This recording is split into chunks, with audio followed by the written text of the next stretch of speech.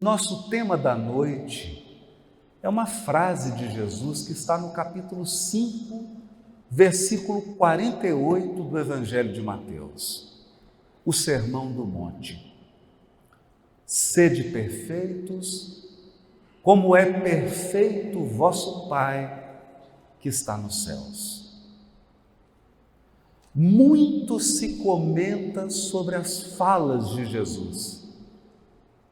E é verdade que no início da divulgação do Evangelho, o apóstolo Levi foi aquele que primeiro reuniu anotações singelas das falas de Jesus. Possivelmente ele deve ter feito uma coletânea daqueles ensinos mais impactantes, daquelas frases, parábolas, ditos de Jesus que tocavam o coração de uma multidão de pessoas, incluindo o do evangelista. Por esta razão, as suas anotações primeiras foram chamadas de ditos do Senhor. E os séculos transcorreram sobre a mensagem de Jesus e muitos livros, muitas palestras, muitas pregações já foram feitas, destacando a beleza, a espiritualidade e a pureza desses ensinos. Mas a verdade é que muito pouco se tem falado sobre esse ensino fundamental de Jesus no coração do Sermão do Monte. Sede perfeitos como é perfeito vosso Pai Celestial. É como se o Cristo nos oferecesse um propósito, um objetivo, um norte, um rumo a ser seguido, um porto a ser atingido pelos espíritos que anseiam e desejam serem guiados pelo Mestre, serem orientados e modelados pela sua bondade e pela sua sabedoria. A verdade é que as religiões ao longo dos séculos sempre incentivaram as pessoas a fazerem parte de movimento religioso. É o que nós chamamos de proselitismo. Você vem para a igreja e depois que você se torna um membro, acabou. Como se o objetivo do Evangelho fosse tornar as pessoas cristãs. O objetivo do Cristo, e isso está dito por Ele mesmo, é levar, é conduzir as criaturas a Deus. E ninguém se aproxima do Criador se não purificar a sua alma e se não aperfeiçoar a sua inteligência. Amor e sabedoria, as duas grandes potências que conduzem a alma humana ao contato direto com o Criador. Nós temos então um rumo, um objetivo e um norte. Temos uma meta e temos um guia. É importante salientar esse aspecto, porque Kardec fez questão de dedicar um capítulo exclusivo do Evangelho segundo o Espiritismo aos sede perfeitos.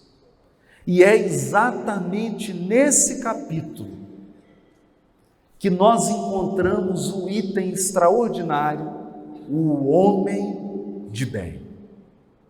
Homem no sentido de ser humano, de espécie humana, o ser humano de bem. E é importante, nesse momento tormentoso da transição planetária, porque acreditem, nós vivemos os momentos mais intensos da transição planetária. Até esse momento que vivemos hoje, a estratégia do mal era atacar os postulados do bem. Então, o bem incentivava as criaturas à caridade,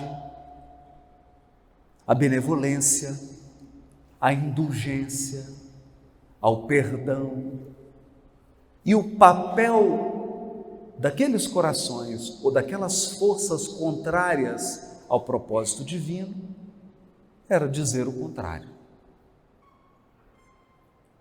Era dizer que você não deveria ser benevolente, mas que você deveria ser esperto.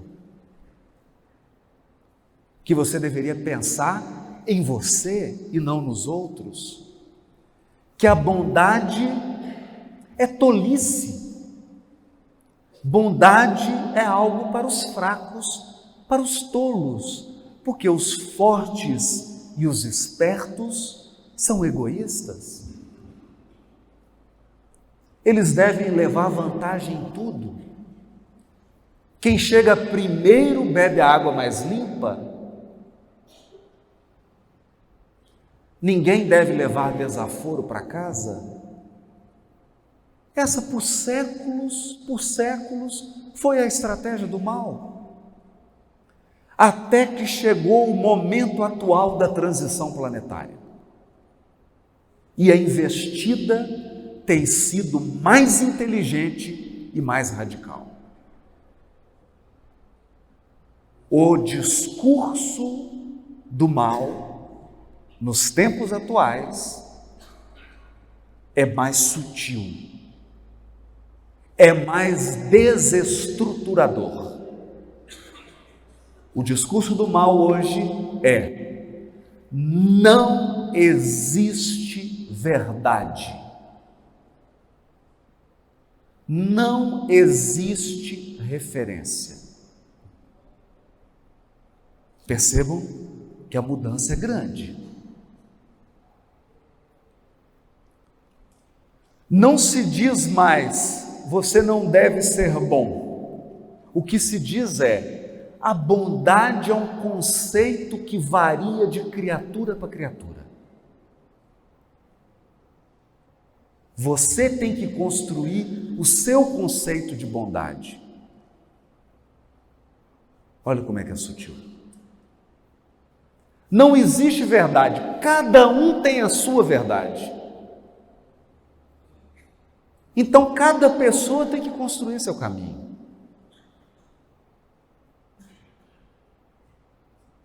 Não existe um parâmetro de conduta.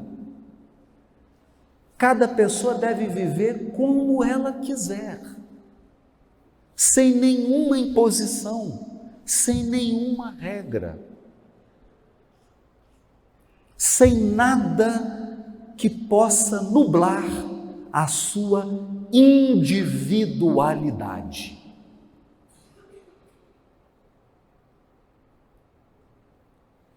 E esse discurso, essa proposta, é que tem sido responsável pela ruína de muitas consciências, de muitos lares, de muitas famílias e de muitas comunidades. Porque não há uma referência. Veja que é um processo passo a passo. O primeiro passo do materialismo foi: tira Deus do centro, coloca o ser humano.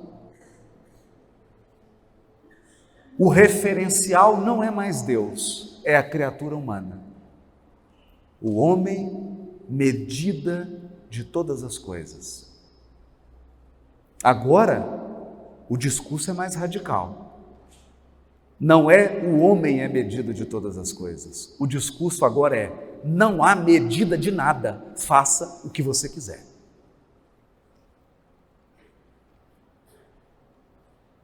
É por esta razão que nós, que nos aproximamos da luz do Consolador prometido, que resgata a pureza do ensino de Jesus, devemos recuperar os nossos fundamentos, os nossos alicerces. Está todo mundo sentado agora, a maioria.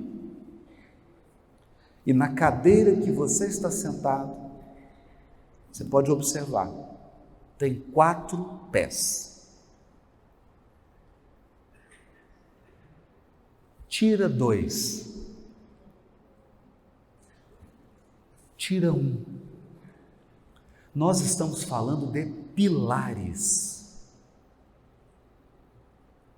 Isso significa que a vivência espírita possui pilares. É importante pensar nisso. O propósito do Espiritismo não é tornar as pessoas espíritas. O propósito do Espiritismo é transformar as pessoas em seres humanos de bem. Seres humanos de bem. Se você der uma lida no livro Viagens Espíritas, Viagem Espírita, de Kardec, ou no livro Que é o Espiritismo, você vai perceber que na primeira sociedade espírita do mundo, que foi a Sociedade Espírita de Estudos Parisienses, frequentavam protestantes, católicos, judeus, muçulmanos. E Kardec se refere a eles como protestantes espíritas, católicos espíritas, judeus espíritas, muçulmanos espíritas. Por quê? Porque a pessoa continuava indo à mesquita, continuava se vestindo como muçulmano, continuava observando as tradições da religião muçulmana e, no entanto, acolhia os princípios fundamentais da doutrina espírita, que são Deus, imortalidade da alma, evolução espiritual, lei de causa e efeito, mediunidade, caridade. Caridade é entendida como benevolência, indulgência e perdão. Os fundamentos. E lá no item, o homem de bem, está dito: o homem de bem não possui preconceito de cor, não possui preconceito de raça, não possui preconceito sexual, de sexo,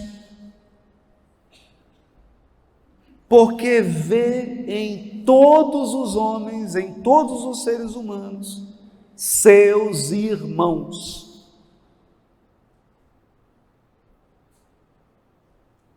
Isso é fundamental. É por isso que Kardec irá escrever nas primeiras páginas desse capítulo do Evangelho segundo o Espiritismo, Sede Perfeito. Primeiro ele adverte que as palavras de Jesus não poderiam ser interpretadas ao pé da letra. Ninguém será perfeito como Deus, porque Deus possui a perfeição absoluta.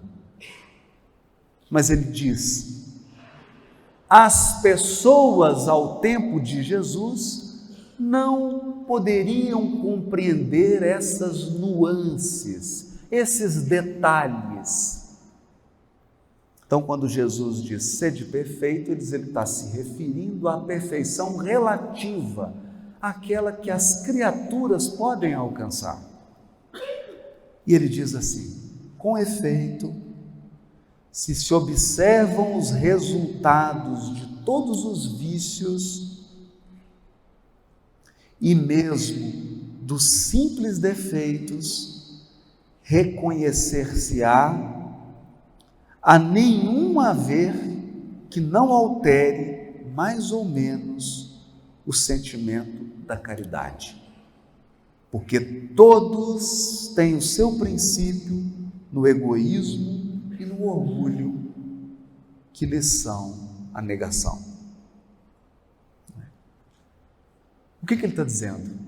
Que quando Jesus fala de perfeição, Jesus está mostrando que a essência da perfeição é a caridade na sua mais ampla acepção, porque implica a prática de todas as outras virtudes. A perfeição moral a que se refere Jesus é a excelência na prática da caridade, que é o contrário do orgulho e do egoísmo. O contrário do orgulho e do egoísmo. E ele ainda diz mais: essa caridade, ela chega ao ponto de envolver o amor aos inimigos, o amor aos que nos odeiam, que nos perseguem, que nos caluniam. É importante dizer isso, para que a gente não justifique a nossa conduta contrária à caridade com base no Espiritismo. Não defenda o Espiritismo se na defesa do Espiritismo você for faltar com a caridade. Porque faltar com a caridade é faltar com o dever do aperfeiçoamento moral. E o Espiritismo não precisa de defensores, o Espiritismo precisa de praticantes, de testemunhas, de quem deu testemunho do que é viver o Espiritismo, não de guerreiros, nem de defensores. Isso é fundamental. Então, na prática da caridade, nós temos o contrário do egoísmo e do orgulho. E é aqui que eu gostaria de ressaltar o engano do que ensina a transição planetária. A transição planetária, com esse discurso de que não existe verdade, de que não existe referência, de que não existe um norte, de que cada um tem que viver a sua verdade, o que isso está estimulando nada mais, nada menos é o egoísmo e o orgulho. Porque o que é o egoísmo? O egoísmo é o culto distorcido e desequilibrado do eu. É o excesso do amor próprio. É quando você pensa tanto em você que não sobra tempo para pensar em mais ninguém. E o que é o orgulho? O orgulho é quando você tem tanta autoestima, que todo mundo é ruim e você é o melhor. E o que isso afeta? O que isso afeta? Quando nós nos entregamos à energia do orgulho, não há espaço para aprender nada com ninguém. Isso é que é o orgulho. O orgulho não é a roupa que você veste. Nada exterior determina se uma criatura é humilde ou orgulhosa. Porque você encontra corações detentores de fortunas que são profundamente humildes, e você encontra pessoas que moram na rua profundamente orgulhosas e arrogantes.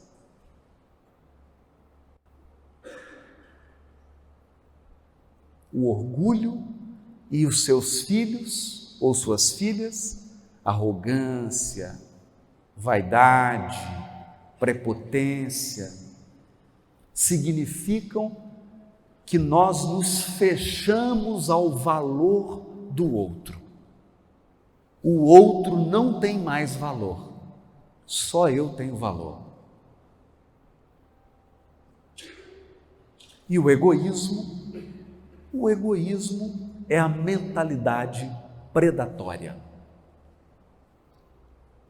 Pode faltar para todo mundo, desde que não falte para mim. Esse é o egoísmo.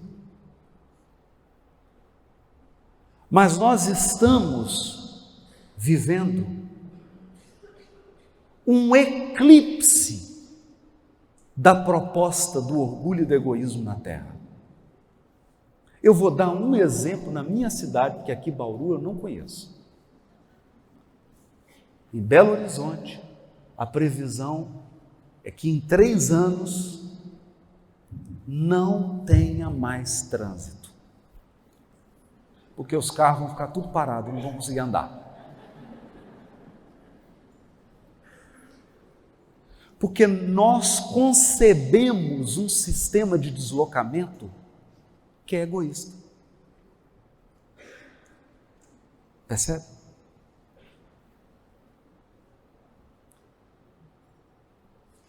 E como que uma sociedade sobrevive se você só pensar em você? Pensa nisso.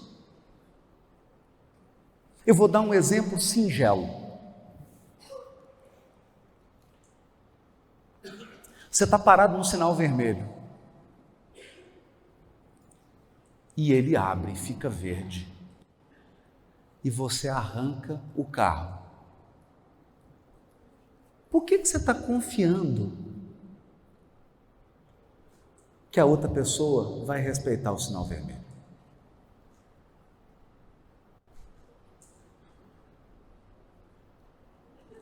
Hã? E se quem estiver na outra rua for egoísta? Percebe? Então, uma sociedade composta apenas de egoístas, ela acaba em 2 horas. Em 2 horas. Porque você vai, primeiro você não vai parar no sinal vermelho, e o outro que está vindo na rua também não vai parar, porque cada um vai pensar só em si. Então perceba, a mínima regra de trânsito, sinal verde, sinal vermelho, depende do controle do egoísmo. Nós precisamos esperar a vez do outro. E o egoísmo levado às últimas consequências, ele não espera a vez de ninguém. Não é? Agora imaginem, você entra no avião e está lá, dormindo, viagem de 4 horas, para o norte do país, está tranquilo, tirou férias, está a família toda, as crianças. De repente você vê o comandante saindo da cabine e se dirigindo para o fundo da aeronave. E você fala com ele: mas comandante, o senhor me desculpa a grosseria, mas não está na hora de pousar? Está, mas eu estou com sono e vou dormir.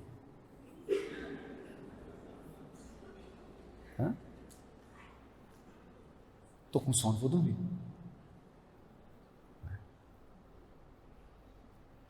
Então, todas as escolhas feitas ao longo dos séculos que privilegiaram o egoísmo e o orgulho trouxeram a nossa sociedade ao caos que ela está vivendo. Por quê? Porque o mundo se ergue, o mundo se sustenta sobre a benevolência e o sacrifício dos que amam. Essa é a verdade.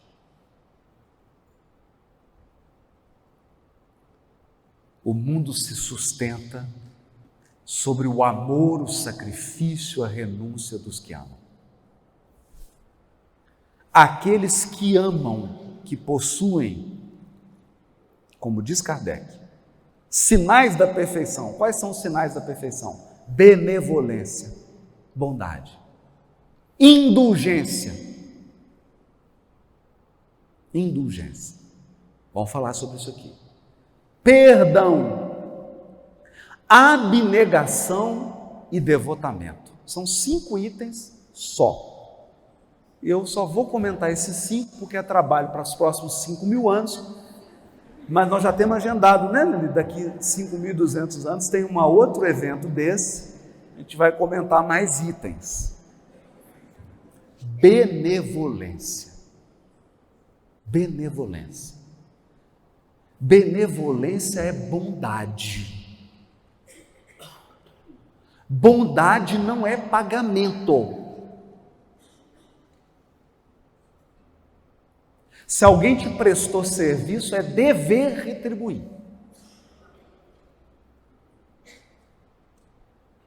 Bondade é o que você doa. Embora doa em você doar. Bondade é o que você doa. Eu fico imaginando a minha mãe chegando para mim e falo: filho, queria ter uma conversa com você. Queria cobrar o leite que você mamou. Estou perdido. Não é? E cobrar as horas extras das noites que eu velei você com febre doente. Não é? Muita mãe já está fazendo a conta aí, para casa, eu fiquei, né? Já está calculando. Isso é bondade. Isso é bondade. Então, bondade não tem a ver com o mérito do outro. Bondade tem a ver com o seu amor. É por isso que Deus é bondoso, porque se Ele dependesse do nosso mérito, se dependesse do nosso merecimento, não existiria misericórdia no universo. Agora, indulgência é ótimo. Indulgência é sensacional. Porque se Jesus nos pede sede perfeitos, o que Ele está dizendo carinhosamente a você? Que você é imperfeito. Eu sei que alguns vão ficar chocados com isso, mas é Jesus que está dizendo. É Jesus que está dizendo. Você é imperfeito. E toda vez que a gente vai falar de indulgência ou de perdão, é engraçado. Espírita falando de perdão, de indulgência, é muito engraçado, porque ele sempre pensa ele perdoando. Não é interessante isso? Eu nunca vi uma pergunta, aí você pensa: nossa, é muito difícil perdoar. Eu nunca vi uma pergunta assim: nossa, mas é tão difícil ser perdoado. A gente sempre se imagina perdoando. A gente nunca imagina sendo o objeto de perdão. sendo tolerado. Tolerado. Então, a todo momento a gente faz prece, e deve fazer mesmo. E chama pelos benfeitores, o guia da casa, né?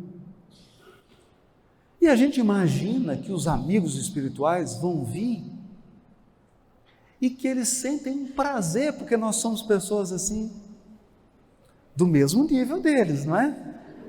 Então, assim, a gente chama o doutor Bezerra e a gente está no mesmo nível espiritual do doutor Bezerra. A gente não imagina o doutor Bezerra de Menezes sendo indulgente conosco, tolerando coisas como, por exemplo, transtorno obsessivo compulsivo. Quem não tem? Você olha para aquele quadro, o quadro está assim, põe o quadro. Não é assim? Todo mundo tem. Todo mundo tem a sua mania. Você tem a sua, eu tenho a minha. Então, se a gente radicaliza na convivência, não é possível conviver. Indulgência para com as imperfeições. Por quê? Porque, diz Kardec, todos nós necessitamos de indulgência. E aqui tem uma frase maravilhosa, que é quando Clarencio vai visitar André Luiz, depois que ele já foi recolhido em nosso lar. Clarencio vai visitar André Luiz, ele está deitado no leito, e aí ele chega, tudo bem, André? Já experimentaram fazer isso com alguém que está no leito? Ele começa, não, está doendo aqui, está aí. Aí começa uma ladainha, né? Está doendo demais, e eu fiquei muito tempo, e eu estou com saudade da família. Fala e reclama. E o Clarencio está ali ouvindo. Está ouvindo. Não recrimina, não critica, não humilha e nem expressa qualquer comportamento de superioridade. Ele trata o André Luiz com todo carinho. Mas aí vem a parte dura, que é quando o médico vai fazer o diagnóstico. Aí o médico olha e fala assim, ai, nossa. Imagina o médico te examinando assim, né? Suicida. Aí o Clarencio fala, uma pena. Não, suicídio não. Suicídio não, está tendo algum equívoco. Eu lutei até o último segundo. E aí o Clarencio começa a explicar. Pois é, meu amigo. E começa a falar na linguagem médica. Sem violência, sem humilhação. E é grave a situação. É grave. E começa a descrever. E aí o André Luiz se vê diante da verdade, da sua imperfeição. E ele então começa a chorar. É difícil, gente. É muito difícil.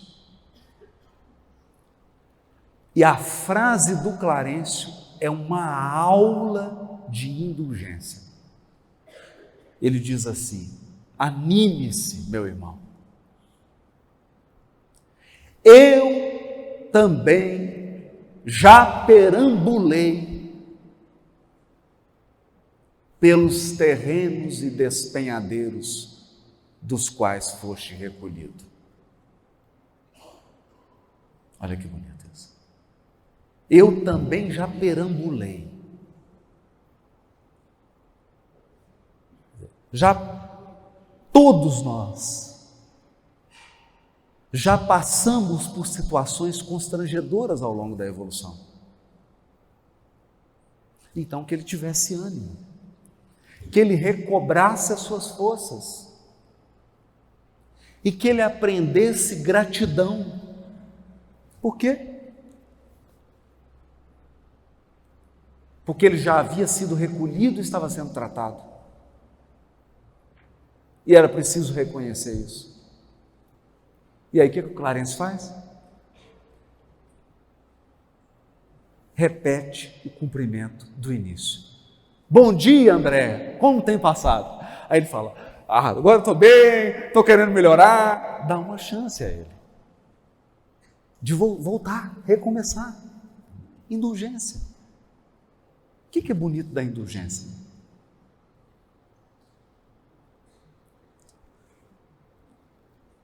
Os defeitos têm prazo de validade. Vou falar isso para as esposas, hein? Para animar as esposas. Olha, gente, os maridos aí, depois vocês me agradeçam no final. Estou salvando a sua noite. Olha para o seu marido. Lista os defeitos. Só 30. Só 30. Vamos manter uma lista básica. Só os mais graves. Todos esses defeitos têm prazo de validade. Todos. Por quê? Porque a evolução nos dirige ao aperfeiçoamento, à perfeição. Em nós, Deus colocou o anseio, o desejo do aperfeiçoamento. E quem deseja os fins, deseja os meios. Você não sabe. Mas o seu eu profundo deseja a purificação. É por isso que você atrai expiações e provas. Você fala, não é possível, Haroldo, eu não desejo. Eu não desejo isso. Deseja. Deseja. Nosso espírito anseia por purificação. Por isso que você reencarnou. Esse é o propósito da sua encarnação. Fala, Kardec pergunta, qual o objetivo da encarnação? Lá, resumo. Colocar o espírito em condições de assumir o local que lhe cabe na obra da criação. Ou se você quiser que eu traduza, eu vou usar a tradução de Emmanuel. Todos temos uma herança divina, mas para tomar posse dessa herança você tem que estar puro, aperfeiçoado. Então nós desejamos. A nossa alma atrai circunstâncias e situações que vão nos fortalecer e nos purificar. Esse é o objetivo. Fortalecer e purificar. E não vai ficar nenhum defeito para contar a história. Todos vão ser sugados pela esponja do tempo, na feliz expressão de Humberto de Campos, né? Do livro Boa Nova, que ele traduz a fala de Jesus, Jesus dizendo a Levi, Levi, até que a esponja do tempo sugue as imperfeições humanas, olha isso, o tempo vai sugar todas as suas imperfeições, todas elas.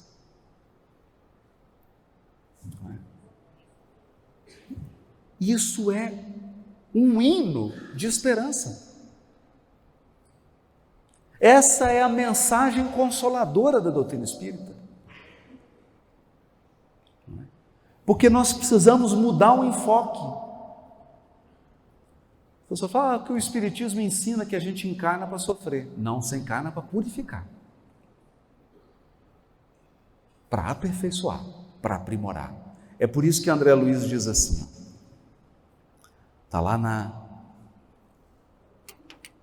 na sua introdução ao livro Nosso Lar: a vida não cessa. A vida não cessa. A vida é fonte eterna. E a morte é o jogo escuro das ilusões. O grande rio tem seu trajeto antes do mar imenso. Olha isso. Porque o objetivo do rio é o mar. O nosso objetivo como espíritos é a comunhão com Deus.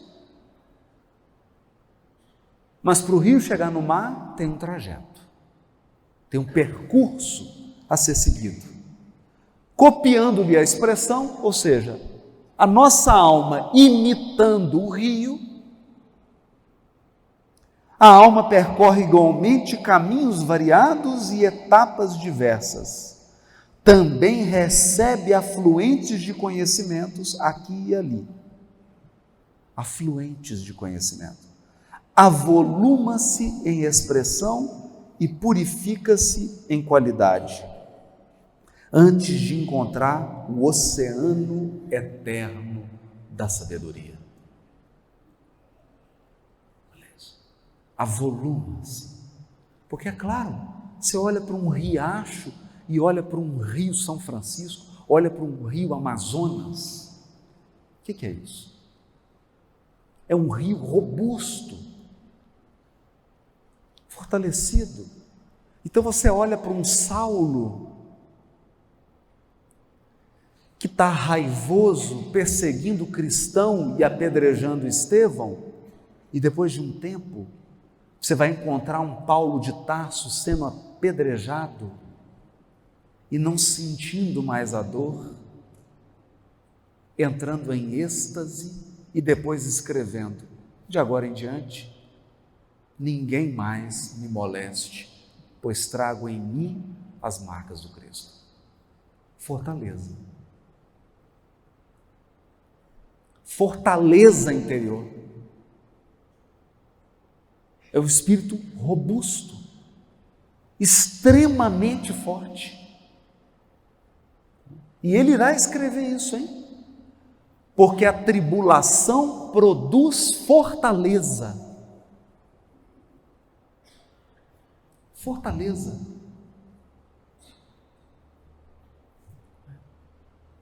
E aí a gente entende essa lição da natureza. Por que um pássaro constrói o ninho, vem a tempestade e leva tudo?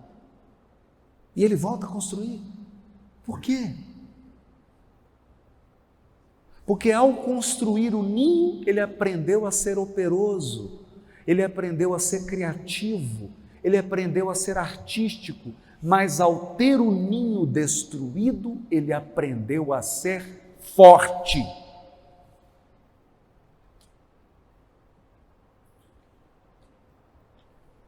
Aprendeu a ser robusto.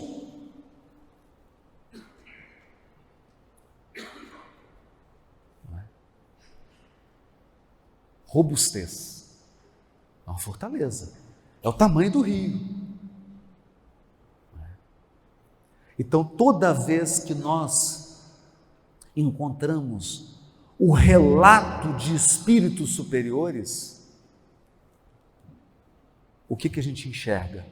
O que a gente vê? Espíritos de uma força extraordinária, extremamente resistentes, extremamente resistentes.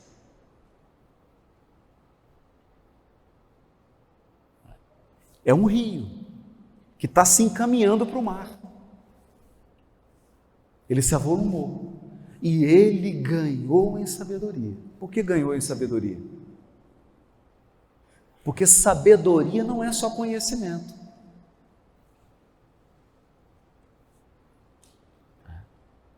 Sabedoria é um conhecimento que já está tão envelhecido, é um conhecimento que já está tão aplicado, que já foi vivenciado de maneira tão profunda, que ele já foi integrado ao modo de ser daquela criatura.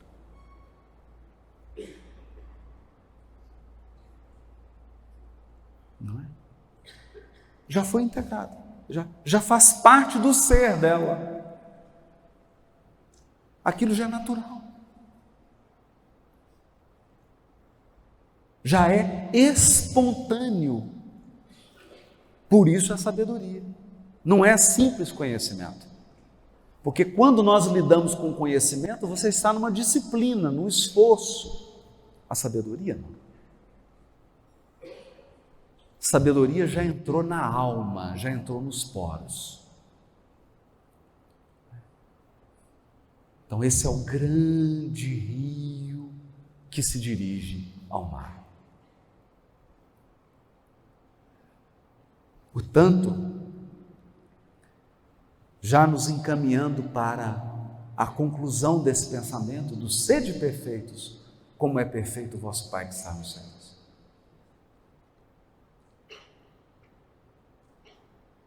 A grande mensagem do Espiritismo para os dias de hoje. A grande mensagem do Espiritismo para os dias de hoje. Minhas irmãs e meus irmãos, um mundo que eu não esperava ver quando eu ingressei na doutrina espírita com 15 anos de idade. Eu não pensei que fosse ver o que eu estou vendo hoje. Crianças de 8 anos de idade suicidando.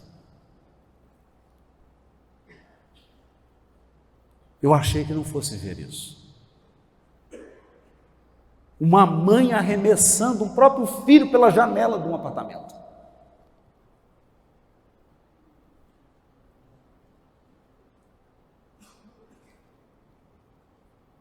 Não é?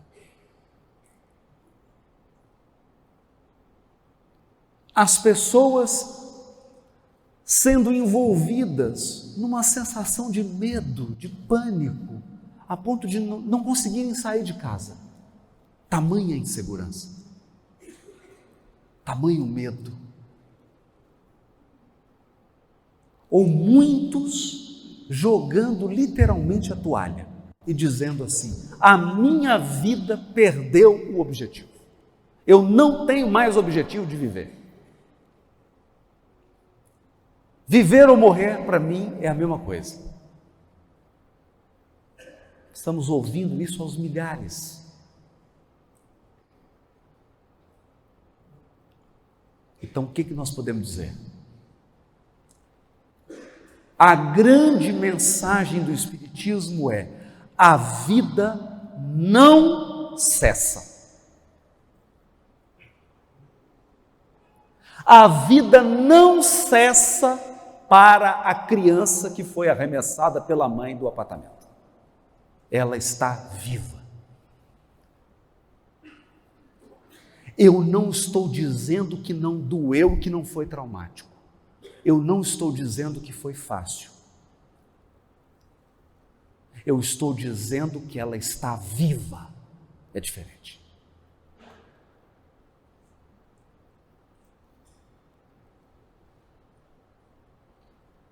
E nós sempre estaremos vivos.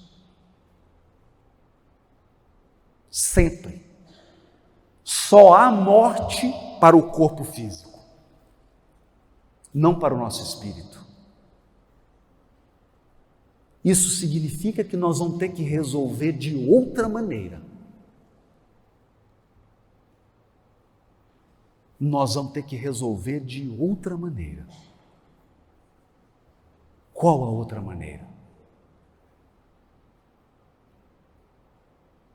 Se você tem, lá em Minas a gente chama de corguinho, um corguinho é um córrego. Vou fazer uma tradução no mineirês, né? Córrego ou ribeirão é corguinho, um corguinho. Então, um córrego, se você joga um tronco de uma árvore num córrego, o que acontece? Você interrompe o fluxo da água. Não interrompe? Interrompe. Agora, pega esse salão inteiro aqui e joga dentro do Rio Amazonas. Acontece o quê? Nada.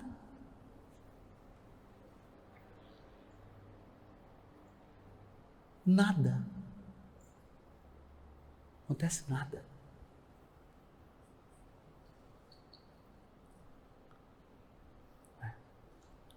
Então, quando nós trazemos essa mensagem aqui do Sede Perfeitos, a minha oração de hoje à noite, para mim e para todos aqui, Deus, que nós sejamos 1000 vezes mais fortes do que a minha expiação.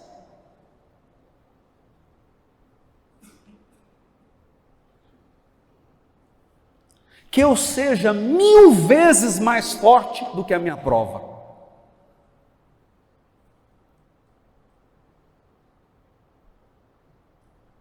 E que a expiação e a prova difícil que está destinada para mim, seja como um tronco gigante caindo no rio Amazonas, que tem 3 quilômetros de extensão.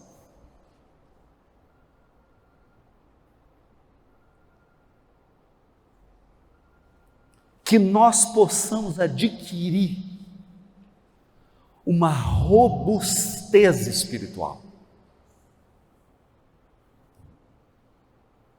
E essa robustez começa de uma mensagem muito simples e que todos nós temos que repetir o dia inteiro, onde a gente passar. A vida não cessa. A morte é o jogo escuro das ilusões.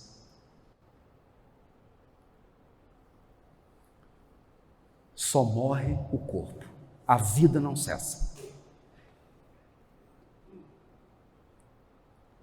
Então, que essa mensagem do Consolador prometido possa dilatar o nosso espírito, dilatar os nossos poderes de espírito.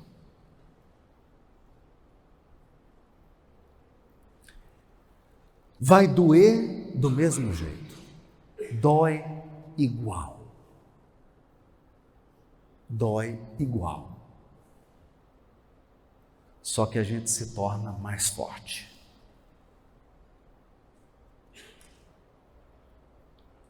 E com essa força que vem da confiança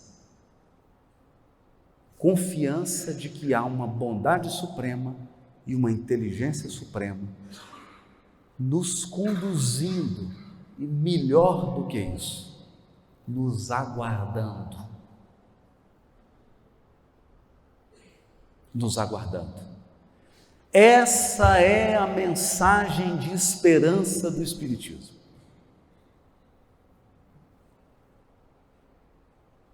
Essa é a mensagem de esperança.